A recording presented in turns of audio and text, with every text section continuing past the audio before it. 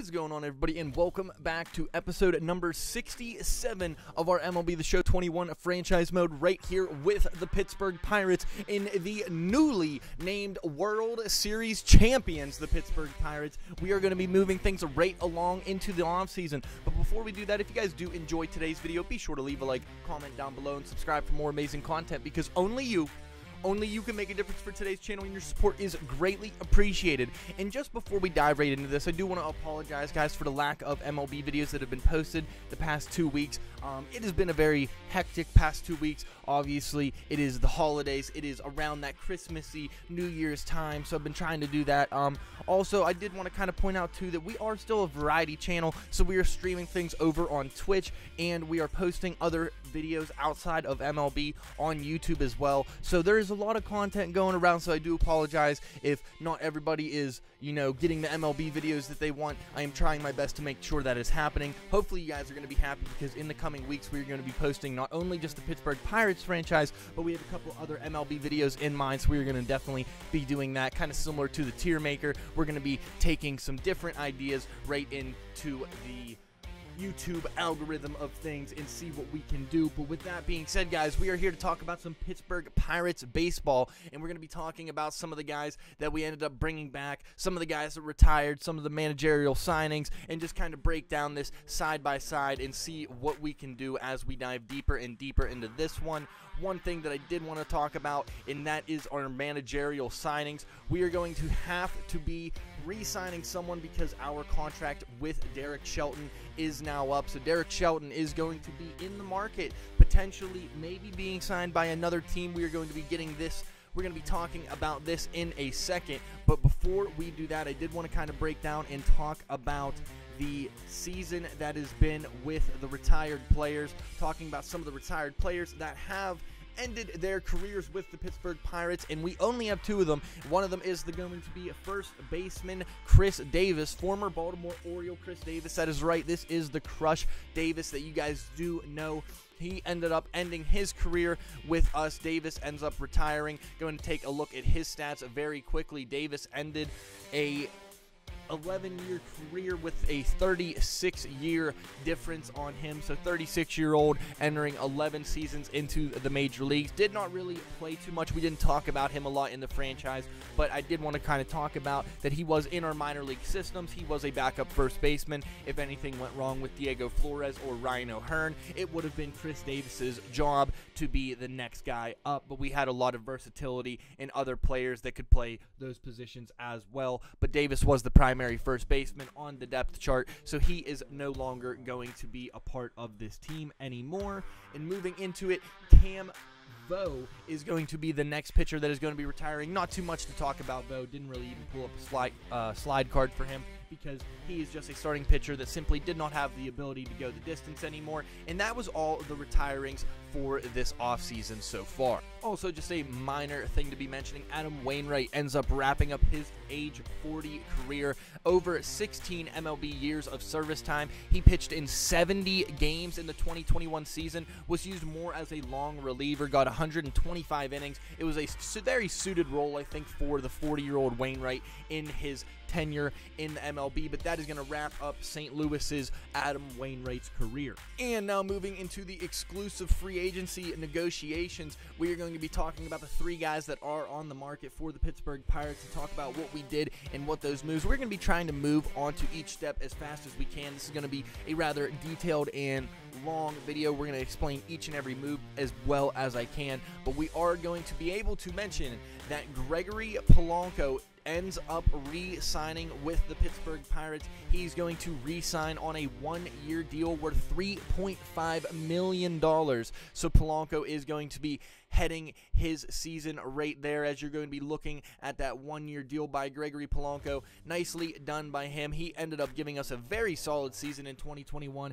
posting over 30 home runs, and really was a huge part in winning the World Series as well, and that is not to be forgotten about, as he did his job absolutely well. So Gregory Polanco is definitely going to be back on this Pittsburgh Pirates team. If you guys do remember, in the very beginning of these videos in this franchise, we actually mentioned about maybe pawning him off and kind of just using him as a piece that we might you know, just get rid of a contract, but he ended up carrying and kind of using his own contract as leverage, as he was just doing so good, and really there was no trade value in him, so we ended up keeping him, and we actually ended up signing him for a much cheaper contract in $3.5 million. So now we're going to be moving on to the next two players in this one. That is going to be Neil Walker and Tyler Anderson, talking about them in a minute. But now we're going to be talking about Derek Shelton and what he has done so far with the Pittsburgh Pirates in his offseason pursuit. And we are going to be welcoming back Derek Shelton right back to the Pittsburgh Pirates. His MLB record is only 103-120, so he has not been known to be the most winningest of managers, but he did take this 2021 team the whole way to the World Series. So I felt it was only fair to give this man 2 years of opportunity to continue this with a team that he is building. Can he take them even further than the World Series and win back-to-back World Series is the question, and I think it wouldn't have been fair to let Derek Shelton walk at any means, at least not by at least offering him a one-year deal. So he ends up taking the 2-year, $6 million contract that is going to be good enough for $3 million a year for Derek Shelton. And a couple people finding themselves out of a job. We're going to be removing a couple people from the 40-man roster and releasing a couple people. Chris Stratton is going to be one guy that we end up not negotiating terms with. So Stratton's tenure in the Pittsburgh Pirates uniform is at least going to come to a halt for now, as we are going to be moving on to bigger and better things. Moving into the next guy, Jared Oliva, we are going to be sending him away from the 40-man roster in order to make some more room for some other players that we otherwise would have ended up losing in the Rule 5 draft. We're going to be talking about those guys right now. The first player that was going to be added to it is going to be Blake Ceball. Ceball was a guy that played very good ball in AA, moved his way, hoping to be starting things off in AAA. He's definitely not going to be a guy that is going to be starting at the major leagues. He's going to be starting in AAA, but he is already 23 years old, and he is a 66 overall, definitely a pretty decent defender already with some decent plus side vision.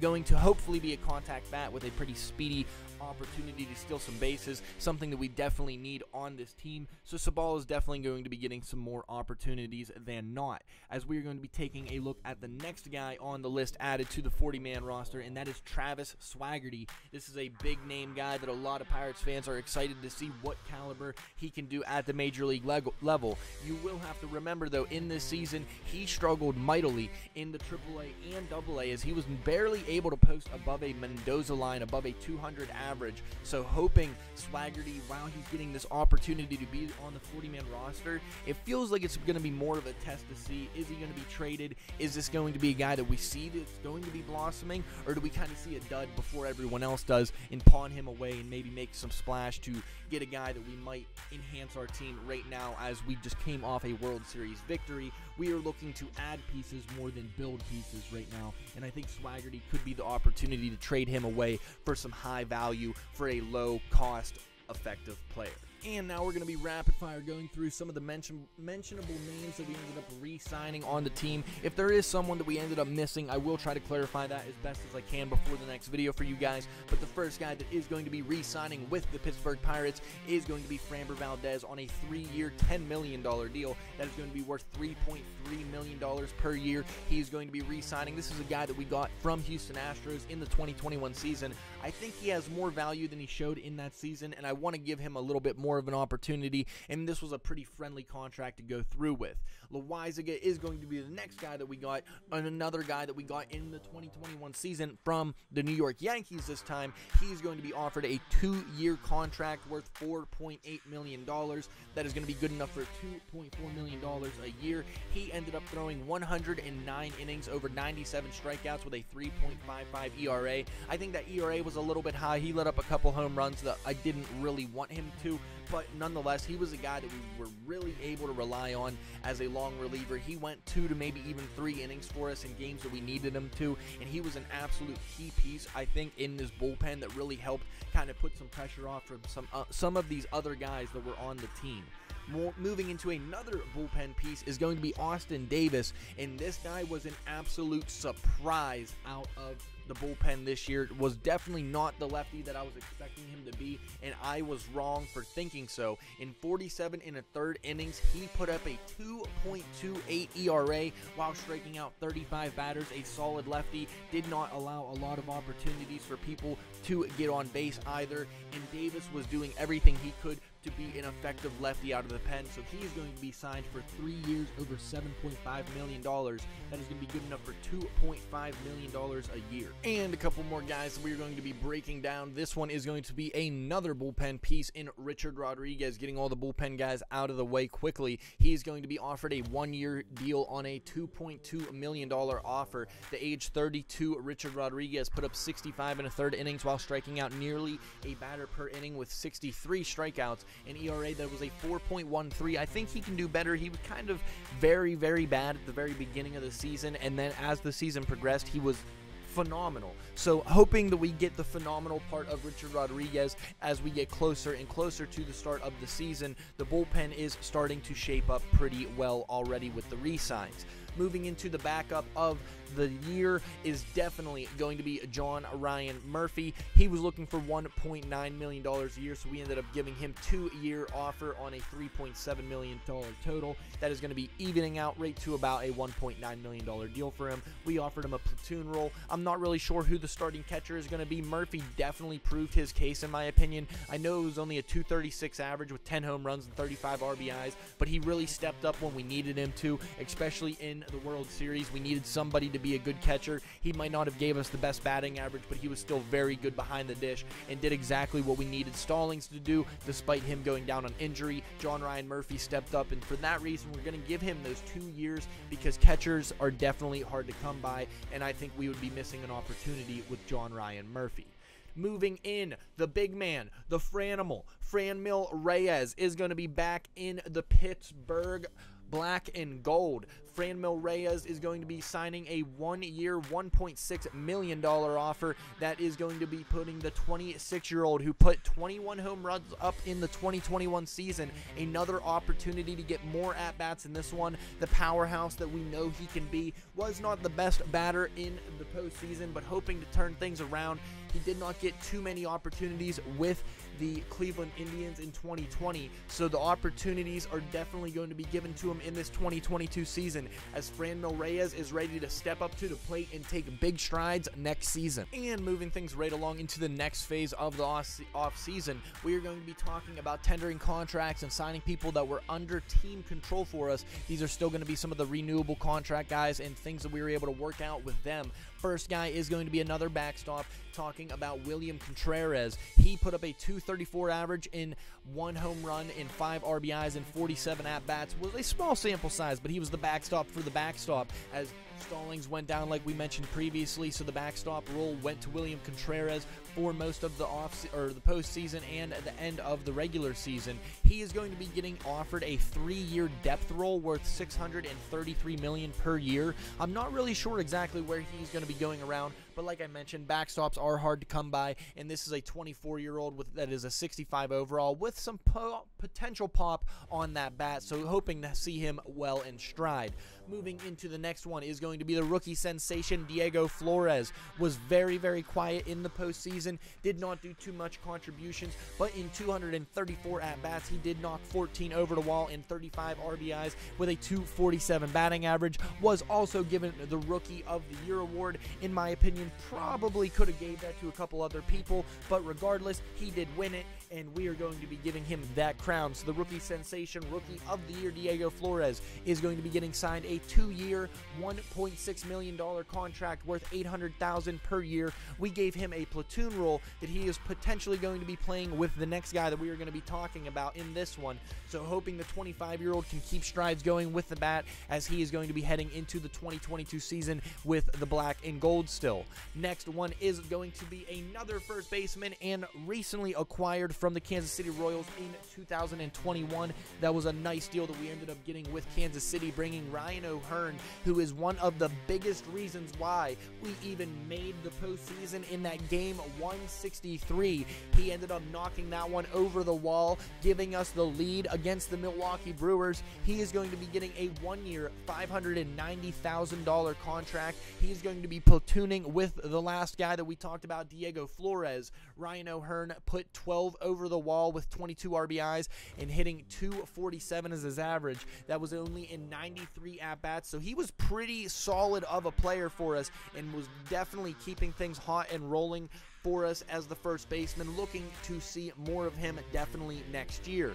Next guy is going to be Juan Bay. This is a guy that we ended up calling up later into, he was one of the October call-ups that we've seen, or the September call-ups rather, my apologies, but he is going to be getting a 2-year, $750,000 contract. He's going to be signing for $375,000 per year. He is going to be more or less platooning and being the starting AAA player of the minors, at least until we can kind of find some room for him, at least, because he was pretty good, but I think he needs a little more time to start in the minors before we call him up. So this might be a guy that if we're not competing too well and we might make a trade for someone, say like, I'm not exactly sure yet, we don't want to talk about too much, but Juan Bay definitely has some upside to maybe be a potential star in the making for the Pirates. And the last contract that we're going to be talking about is going to be adding the shortstop depth back to us, and that is going to be Cole Tucker. This was a guy that was traded to the Kansas City Royals in that Ryan O'Hearn trade,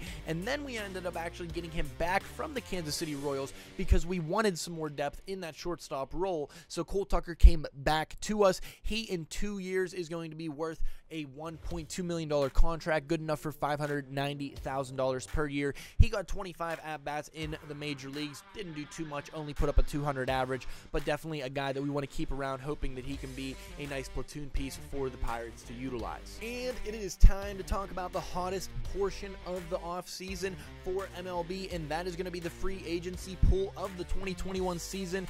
And leading off that list is going to be Trevor Story, the shortstop of the Colorado Rockies, is now going to be finding himself into free agency, followed by Roberto Ozuna, Francisco Lindor, starting pitcher Noah Syndergaard, led by another shortstop in Carlos Correa. Shortstop pool is going to be filled up. Right fielder Michael Conforto is going to be the next one on the list, followed by closing pitcher Kirby Yates, another shortstop in Javier Baez. The big three are there. And then catching and rounding out the top of this list in the free agency pool is Roberto Perez, the catcher in 86 overall, looking to re-sign to a team now in the offseason, as we are going to be taking a look right now in what the Pirates did in this offseason in the free agency pool. And starting things off very hot, the Pittsburgh Pirates did not mess around. Bob Nutting is not the owner in this reality. Syndergaard is going to be signing to the Pittsburgh Pirates on a 5-year, $151.5 million contract. That is going to be good enough for $30.3 million a year. Syndergaard came off an absolutely phenomenal 2021 season with the New York Mets, posting over 209 innings while only allowing 196 hits. He struck out 181 batters while having a 19-4 season, more reflective on how the Mets did, but regardless, he was absolutely phenomenal for them, and we are very excited to be seeing what Noah Syndergaard can do, and hopefully he can continue to grow as a player, as he is only 28 years old. We are going to be having him for a good portion of his career. Prime Syndergaard is looking to find its way in the 4-1-2. An absolute ace on the mound is going to be entering opening day, 9 out of 10 odds. So now the rotation is going to have players along the lines of Noah Syndergaard, Tristan McKenzie, and Framber Valdez is the top 3. Starting pitching looking more and more strong as we dive into this offseason, as that is just the first acquisition that we've made. And sticking to the pitching scheme of things, we're going to be adding a bullpen piece in Joe Kelly. Joe Kelly was a nice contract, very friendly, salary friendly contract that we wanted to sign in the offseason. A relief pitcher for the Los Angeles Dodgers and many other teams in Kelly's career. He is going to be entering his age 34 season. The right-hander fireballer, definitely known for being more of a emotional player, but he is going to be on the Pirates team. Definitely did not have a good season where he was, but he is hoping to kind of transform things. I think he's going to be a nice piece, add some velocity, add some Ks per 9 to this team. Definitely something that the bullpen is going to need. And finally, we can talk about this one. This one is for the city of Pittsburgh and maybe a little bit myself, but we are going to be bringing back the man, the myth, the legend, Andrew McCutchen. Cutch is back in the Berg. Cutch 22 is going to be playing left field at least for one more year in a Pirates uniform. After winning the World Series, Andrew McCutchen is trying to chase his own ring now, very similar to the Neil Walker situation that we had in the last season. Neil Walker ended up getting a World Series ring. Now can Cutch do the same in his age 35-year season? He was absolutely, I wouldn't say phenomenal, but he was very good for the Philadelphia Phillies in 564 bats. You know the man's been healthy. 23 home runs and 68 RBIs with a .264 average. Not too bad from Andrew McCutchen to start things off. Definitely a player that we are excited to be bringing to this team. Where he's going to fit is going to be more or less platooning with Framber Valdez and being kind of the fourth outfielder on our team, with Gregory Polanco performing as well as he did but struggling with lefties. McCutchen is going to find time in with him, so it's going to be a lot of kind of tossing around, playing with the outfield, I feel, but I think it is going to benefit a lot out of us, and Andrew McCutchen I really think is going to fit very well back in his home where he belongs. So Andrew McCutchen is going to be a part of this 2022 season with the Pittsburgh Pirates. And moving things right along, we're going to be talking about Kirby Yates. He signs with the Yankees on a 1-year, $10.2 million deal. Roberto Ozuna goes to the Brewers on a 5-year, $92.5 million deal. Trevor Story ends up adding to the big team. He's a 7-year, $207.9 million deal. And then the Marlins end up scooping up Carlos Correa to a 5-year deal worth $95.0 million. So a lot of big signings there. Those are a couple of the big notable ones that are going to be going across the MLB as we move into this postseason. As right now we're going to kind of talk about the depth chart and then wind this video down into the end. Before we do the depth chart, there is one more player that we want to talk about, and that is Javier Baez. He is going to stick to the National League Central and stick with the Milwaukee Brewers. They are trying to add their team even deeper, adding 29-year-old Javier Baez on a 4-year deal worth $26.8 million. An absolute steal of a contract, if you ask me as well. If I knew Baez was going to go for that cheap, we definitely would have tried to make a splash on him, but nonetheless, Javier Baez is going to find himself in Milwaukee. And now moving finally into this depth chart, something that we're going to kind of talk about. I'm going to be breaking down every position by position, kind of just assuring everyone where we stand in the major leagues now after this offseason, and kind of give you guys a little bit of where we are as a team entering this 2022 season. We are going to post some spring training highlights after this video as well. I just want to kind of touch on that a little bit. I'm not too concerned, but I do want to show off some of the newer guys and just how they are potentially going to be performing for us. But we are going to be talking about left field first, and we're going to be talking about Framber Valdez, the big guy in left field. He is going to be platooning with Andrew McCutchen for that left fielder spot alongside in there. David Ruiz, not really a guy that we're going to be talking about too much yet. We're going to maybe make a video on some of these guys, break them down a little bit more, or maybe kind of dive into the minor leagues every once in a while and kind of give a highlight on some of these players and some of these guys that are to be coming up in the future of our franchise. So David Ruiz, we're going to kind of hold off on talking about. Next, we're going to be moving into center field, where Brian Reynolds is going to be manning center field. Even though McCutchen is and was the former center fielder, I know some of you guys might want to see him in center, but he is just not the same player that he was whenever he was originally with the Pittsburgh Pirates.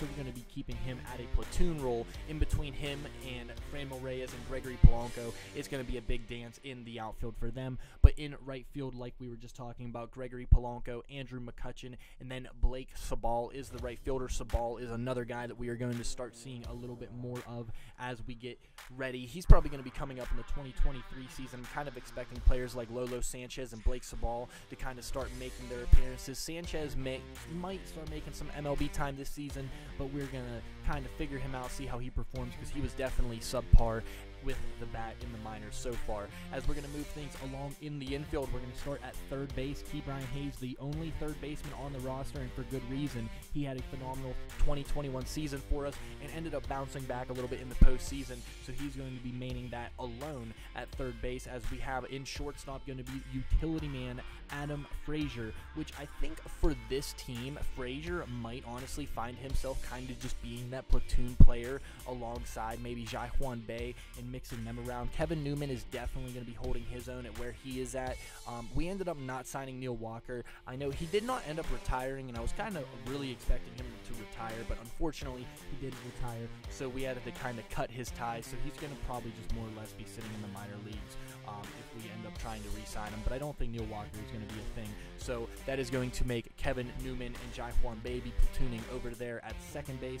First base is going to be, interestingly enough, Diego Flores, Ryan O'Hearn are going to be platooning around there. And there is something, I want you guys to let me know down in the comments below what you guys think about this. I'm thinking about maybe giving Franmil Reyes some opportunities at first base. His secondary positions do not really show that, but I think it is something that maybe we could say that we are working out in spring training and that he's been practicing in the offseason to try to hone in on that position to kind of give it a little more realism, because he is a big guy, and to be honest, his outfield stats are really not the best. He's a big statured man, more of a DH, maybe even a first base role, and maybe we could be a team that tries to convert him into a role that kind of fits him along those lines. Potentially, we will see, but we're going to be now talking about the catchers in John Ryan Murphy, Jacob Stallings, and William Contreras. I'm thinking more along the lines, John Ryan Murphy and Stallings, truth be told, are more going to be trade chips. One or the other is going to end up going by this season to kind of hone and allow William Contreras